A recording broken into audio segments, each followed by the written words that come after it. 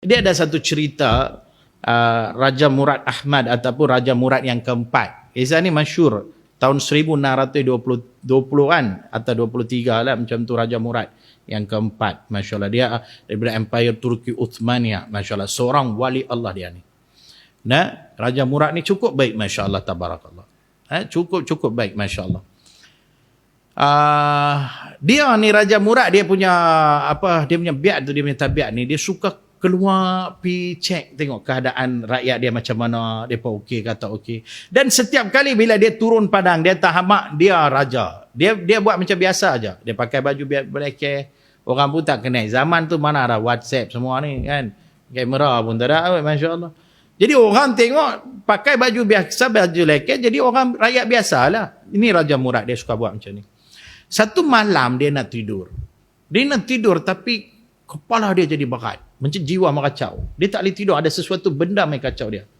Dia seolah-olah macam ilham. Allah hantarkan ilham pada dia kot.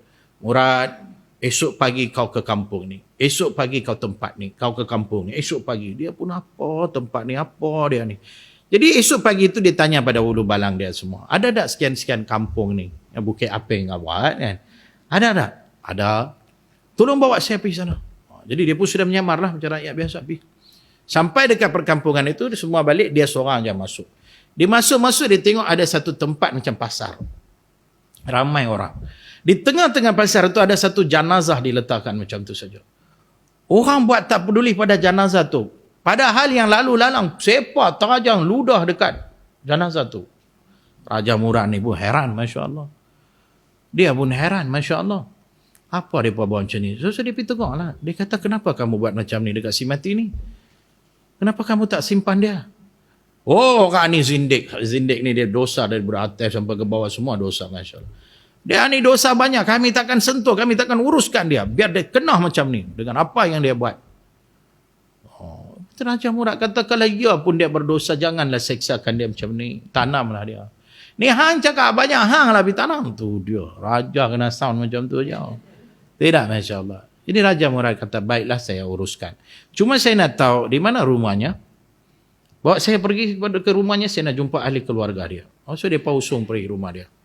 Pipi isteri dia keluar, Masya Allah. Isteri dia menangis. Raja Murad tanya, puan ceritakan kepada saya. Apa amalan suami kamu ini sehinggakan orang, satu kampung ni pulaukan dia. Apa dia buat? Isteri dia jawab, suami saya ni seorang yang degil. Seorang yang degil. Banyak kali saya nasihat, tak nak dengar. Nasihat saya, dia tak pernah endah. Raja Murad kata, cuba ceritakan apa dia punya amalan. Sebenarnya apa yang dia buat. Jadi isteri dia cerita, suami saya ni seorang businessman, peniaga. Apabila mana masa saja bisnes dia laku, bila dia dapat untung, duit-duit keuntungan tu dia tak bawa balik ke rumah. Dia pergi mana? Dia pergi sarang pelacuran. Terkejut Raja Murad. Oh, biar betul. Dia pergi ke sarang pelacuran. Oh, tetapi bukan untuk melanggan pelacur. Dia ambil duit keuntungan dia tu, dia bayar kepada semua pelacur itu, supaya mereka ni jangan melacurkan diri. Orang kampung ni ingat, suami saya yang pergi melanggan pelacur tu. Kalau ada duit lebihan, dia akan pergi ke kedai khamar, dia beli arak. Bukan untuk dia minum. Dia tuangkan arak tu, atau dia pecah-pecahkan botol arak tu, supaya orang di sini tak pergi minum arak. Tapi semua ingat, suami saya yang pergi minum arak.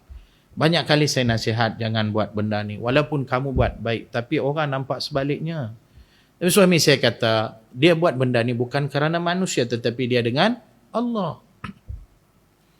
Jadi saya nasihat suami saya takutlah seandainya kalau kamu mati, tak ada siapa nanti mai uruskan jenazah kamu. Kalau macam mana saya nak buat.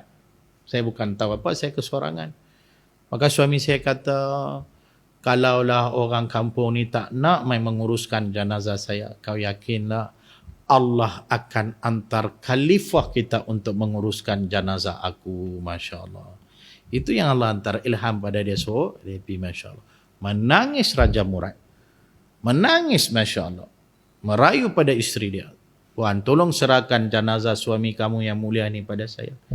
Saya janji saya akan uruskan jenazah ni. Saya akan mandikan dia.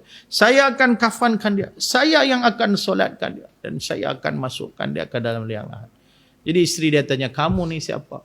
Akulah khalifah kamu. Akulah raja yang dimaksudkan oleh suami kamu tu. Masya Allah. Tidak. Itu yang Allah sebut. Wa kafa billahi syahida. Cukuplah Allah sebaik-baik saksi. Kadang macam ni lah dalam hidup kita. Betul tak? Cuba kita tengok perhitungan ini bukan antara kita sama manusia. Tapi antara kita dengan Allah. Nah, bukan manusia yang nak menilai kita. Yang nak menilai kita Allah. Bukan manusia tentukan syurga neraka bagi kita. Allah, Masya Allah. Sebab tu, jangan menilai orang. Daripada luaran dia, daripada dengar daripada orang, jangan menilai orang. Masya Allah. Nah, ada satu kisah, hadis sahih ni. Nabi ceritakan pada sahabat. Ada dua orang, adik dan abang. Abang dia ajib. Abang dia ni orang yang saleh. Adik dia ni tak saleh. Abang dia maki adik dia. Hang ni lah, semayang pun tak ada, puasa pun tak ada. Bila hang nak berubah ni? Tak apalah. Janji abang jadi soleh, tak apalah, saya tunggu tua lah. Tu umur 72 tahun, bila tua lagi? Masya Allah. Kan? Aku takut ni, hang ni mati esok confirm masuk neraka. Abang dia kata, mati esok, hang confirm masuk neraka. Lepas tu mati dua-dua. Bila mati, Allah pertemukan mereka di akhirat. Abang dengan adik. Maka Allah kata, engkau abang yang soleh, hang masuk neraka, kata Allah. Hang yang adik tak soleh, dengan rahmat aku, hang masuk syurga. Pasal apa dia masuk syurga? Sebab abang dia tu ambil kerja Allah. Nak menerakakan orang. Nak menerakakan orang, nak mensyurgakan orang ni kerja Allah Ta'ala. Bukan kerja kita. Kita jangan nilai orang. Walaupun kita nampak mak rempik. Dalam hidup saya, 2 kali mak rempik saya tengok mereka bagus sangat. Satu dalam hidup saya. Saya awal-awal Islam, hidup saya susah. Saya betul-betul susah. Waktu tu tinggal keluar, dihalau daripada keluarga. Mak ayah saya halau saya, Masya Allah. Saya pergi, lepas tu gatai menikah pula, Masya Allah. Tengok cun pula perempuan tu menikah terus dengan dia, Masya Allah. Lepas tu saya tak ada kerja. Saya tak pernah kerja, saya berniaga saja. Kan? Pengalaman kerja tak ada. Isteri saya yang pergi kerja. Kerja di supermarket, balik malam 11-12. Kenderaan pun tak ada, kereta semua kena tarik. Masya Allah. Tak ada duit, daripada banyak duit, tak ada duit langsung. Tak ada apa dah. Itu awal-awal Islam saya. Pinjam motor kawan, pergi ambil isteri di tempat kerja. Kalau ada jalan kaki main 5 km. Sian. Balik-balik sakit kaki bang. Dia pula kerja dekat cold room tu. Tempat cek. Di supermarket tu dia ada cold room letak nugget tu semua kan. Dia sakit tulang macam-macam. Kesian kat dia. Sebab tu dia suruh saya menikah lagi satu pun saya tengok kesian ya, Masya Allah. Kan? Si pinjam motor kawan, Masya Allah. Tak ada duit nak isi minyak.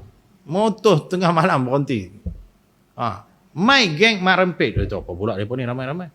Siapa abang ni? Kata motor saya rosak kot. Saya malu nak abang minyak habis. Duduk dia tu. Kami duduk, mereka tolak dengan kaki. Sampai depan rumah. Mak rempit. Pengalaman kedua saya, Mahkamah session Batuet. Depan tu. Tengah-tengah mahkamah tu, anjing accident. Mati anjing tu. Kena langgar. Tengah-tengah jalan, bangkai anjing masuk. Kereta semua lalu lalang. Bagi macam tu saja. Mai sekumpulan mak rempit berhenti. Ada seorang mak rempit tu, Masya Allah, pergi cari plastik bor dekat tangan dia. Dia tarik bangkai anjing tu bila letak tepi. Orang mulia pun tak buat kerja macam tu. Tapi mereka yang kita ingat macam masyarakat dan sebagainya, mereka buat kerja tu. Sebab tu kita kena belajar satu benda. Jangan menilai orang. Masya Allah. Jangan menilai orang. Senantiasa berprasangka baik dengan orang. Nah, walaupun kita nampak dia macam tak berapa betul. Masya Allah. Nah, tu. Baik. Sebab Allah Subhanahu Wa Taala saksi.